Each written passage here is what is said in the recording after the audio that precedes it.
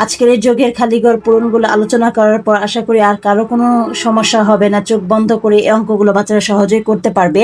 এটা প্রথম এবং দ্বিতীয় শ্রেণীর জন্য বেশি দরকারি। আসসালামু আলাইকুম। সম্পূর্ণ ভিডিওটা দেখার জন্য অনুরোধ রইল। আর যদি ভালো লাগে প্লিজ লাইক কমেন্ট করে অন্যকে দেখার সুযোগ করে দিবেন। এই খালিঘর পূরণগুলো করতে গেলে কিন্তু আমরা প্রায় সময় অনেক কনফিউজড হয়ে যাই যে অঙ্কগুলো কি করব। এখানে খালিঘর আছে, এটা কি যোগ করব নাকি বিয়োগ করব, এটা কিভাবে বের করব। এই অঙ্কগুলো বের করার জন্য কিছু টেকনিক অবলম্বন করতে হবে এবং কিছু রুলস আছে, যেই রুলসগুলো নিয়ে আমি আজকে আলোচনা করব।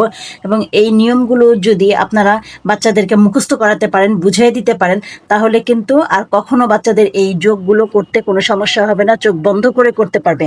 তো আমি প্রথম 1 নম্বরে যে রুলসটা নিয়ে আলোচনা করব। 1 নম্বর হচ্ছে খালিঘর পূরণে যদি প্রথমেই এই শূন্যস্থানটা থাকে, যেমন এই খালিঘর পূরণে প্রথমেই শূন্যস্থানটা দেওয়া আছে, এরকম প্রথমেই যদি খালিঘর দেওয়া থাকে, শূন্যস্থান দেওয়া থাকে, তাহলে এখানে আমি চোখ বন্ধ করে বিয়োগ করে ফেলবো। এইরকম দেওয়া থাকলে আমরা চোখ বন্ধ করে বিয়োগ করব। এটা বাচ্চাকে একদম মাথায় ঢুকাই দিতে হবে। আপনারা যদি বাচ্চাকে মাথায় ঢুকিয়ে দিতে পারেন তাহলে কিন্তু সে সহজেই এই অঙ্কটা করতে পারবে এবং মনে থাকবে। যখন প্রথমেই খালিঘর থাকবে তাহলে আমরা একদম চোখ বন্ধ করে এখানে এই 8 থেকে এই 8 আমরা বিয়োগ করব, বা এখানে যে সংখ্যাটা থাকবে সেই সংখ্যা থেকে এখানে এই সংখ্যাটা আমরা বিয়োগ করে দিব, তাহলেই খালিঘরের উত্তরটা বের হয়ে যাবে। যেমন আমরা এই অঙ্কটা একটু সমাধানে আসি। এখানে আছে 8, আমরা 8 থেকে যদি 8 বিয়োগ করি তাহলে বের হয় কত? 8 থেকে 8 চলে গেলে 0, তাহলে এখানে বসবে 0। এরকম যদি বাচ্চাকে আমরা বুঝাতে পারি তাহলে কিন্তু সহজেই বাচ্চারা অঙ্কটা করতে পারবে। তারপর আসি 2 নম্বর যে রুলসটা। খালি ঘরে যদি এরকম দ্বিতীয় ধাপে যদি শূন্যস্থানটা থাকে তাহলে সেখানেও আমরা চোখ বন্ধ করে বাচ্চাকে বিয়োগ করা মাথায় ঢুকিয়ে দিব, বাচ্চাকে বিয়োগ করাটা শিখাবো। তাহলেই কিন্তু এই অঙ্কটা করতে আর সমস্যা হবে না। যেমন আমরা এই অঙ্কটা নিয়ে আলোচনা করি।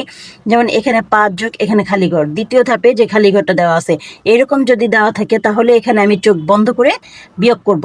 তাহলে এখানে যদি আমরা বিয়োগ করি, যেমন 5 থেকে যদি 5 আমরা বিয়োগ করি তাহলে কত থাকে? 5 থেকে 5 চলে গেলে 0, এখানে বসবে 0। তাহলে 5 আর 0 দুইটা যোগ করলে 0 বের হয়।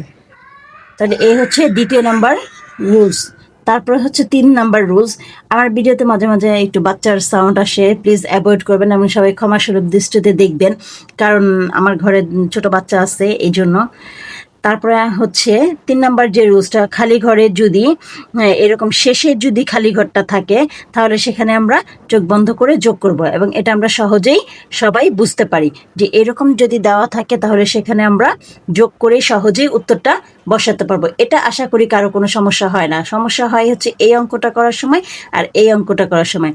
এই দুইটা অঙ্ক করার সময় আমরা বাচ্চাকে বুঝাবো যে আমরা বিয়োগ করব। খালিঘর প্রথমে থাকলেও বিয়োগ করে দিব, খালিঘর যদি দ্বিতীয় ধাপে থাকে তাহলেও আমরা বিয়োগ করে দিব, আর খালিঘর যদি এখানে থাকে তাহলে আমরা অবশ্যই অঙ্কটা যোগ করব। যেমন 3-এর সাথে 0 যদি যোগ করি আমরা তাহলে এখানে উত্তর 3ই বসবে। এই অঙ্কটা কি হবে আপনারা কমেন্টে উত্তরটা আমাকে বলে যাবেন প্লিজ। আর যদি ভালো লাগে ভিডিওটা প্লিজ লাইক কমেন্ট করে অন্যকে দেখার সুযোগ করে দিবেন। দেখা হবে পরবর্তীতে অন্য কোনো ভিডিওতে। সে পর্যন্ত সবাই ভালো থাকবেন, সুস্থ থাকবেন। আল্লাহ হাফেজ। আসসালামু আলাইকুম।